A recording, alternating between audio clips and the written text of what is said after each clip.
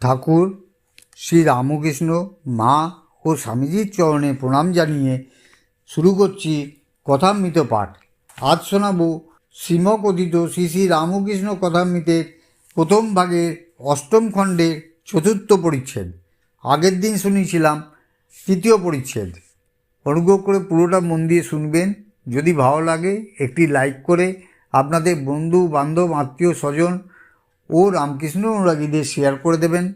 কমেন্টে মতামত অবশ্যই জানাবেন এবং এখনও সাবস্ক্রাইব না করে থাকলে দয়া করে সাবস্ক্রাইব করে বেল আইকন টিপে অল নোটিফিকেশান অন করে দেবেন। ধন্যবাদ। শুরু করছি চতুর্থ পরিচ্ছেদ। ভাব ও কুম্ভক মহাবায়ু উঠলে ভগবান দর্শন। ভাব ও কুম্ভক মহাবায়ু উঠলে ভগবান দর্শন, এইরূপ কথাবার্তা চলিতেছে। এমন সময় নিমন্ত্রিত আর কয়েকজন ব্রাহ্মভক্ত আসিয়া উপস্থিত হইলেন। তন্মধ্যে কয়েকটি পণ্ডিত ও উচ্চপদস্থ রাজকর্মচারী।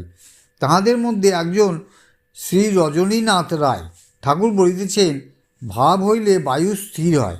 আর বলিতেছেন, অর্জুন যখন লক্ষ্য বিঁধেছিল কেবল মাছের চোখের দিকে দৃষ্টি ছিল, আর কোনো দিকে দৃষ্টি ছিল না, এমনকি চোখ ছাড়া আর কোনো অঙ্গ দেখিতে পায় নাই। এইরূপ অবস্থায় বায়ু স্থির হয়, কুম্ভক হয়। ঈশ্বর দর্শনের একটি লক্ষণ। ভিতর থেকে মহাবায়ু গড়গড় করে উঠে মাথার দিকে যায়। তখন যদি সমাধি হয়, ভগবানের দর্শন হয়। শুধু পাণ্ডিত্য মিথ্যা, ঐশ্বর্য, বিভব, মান, পদ সব মিথ্যা। শ্রীরামকৃষ্ণ অভ্যাগত ব্রাহ্মভক্ত দৃষ্টে যারা শুধু পণ্ডিত কিন্তু যাদের ভগবানের ভক্তি নাই, তাদের কথা গোলমেলে। সমাধ্যায়ী বলে এক পণ্ডিত বলেছিল, ঈশ্বর নিরস, তোমরা নিজের প্রেম ভক্তি দিয়ে সরস করো। বেদে যাকে রসস্বরূপ বলেছে তাকে কিনা নিরস বলো, আর এতে বোধ হচ্ছে সে ব্যক্তি ঈশ্বর কি বস্তু কখনো জানে নাই। তাই এরূপ গোলমেলে কথা। একজন বলেছিল, আমার মামার বাড়িতে এক গোয়াল ঘোড়া আছে। এ কথা বুঝতে হবে ঘোড়া আদবেই নেয়, কেননা গোয়ালে ঘোড়া থাকে না। সকলের হাস্য। কেউ ঐশ্বর্যের, বিভব, মান, পদ এসব অহংকার করে। এ সব 2 দিনের জন্য, কিছুই সঙ্গে যাবে না।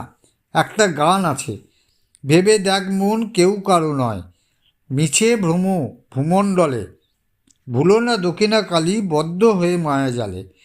যার জন্যে মরো ভেবে সে কি তোমার সঙ্গে যাবে? সেই প্রিয়সী দিবে ছড়া অমঙ্গল হবে বলে। দিন 2-3 জন্য ভবে কর্তা বলে সবাই মানে, সেই কর্তারে দেবে ফেলে কালাকালে কর্তা এলে। অহংকার মহৌষধ, তারে বাড়া আছে, আর টাকার অহংকার করতে নেই। যদি বলো আমি ধনী, তো ধনীর আবার তারে বাড়া আছে।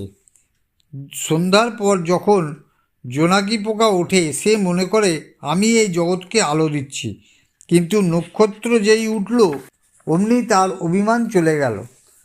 তখন নক্ষত্ররা ভাবতে লাগলো আমরা জগৎকে আলো দিচ্ছি, কিন্তু পরে চন্দ্র উঠল, তখন নক্ষত্ররা লজ্জায় মলিন হয়ে গেল।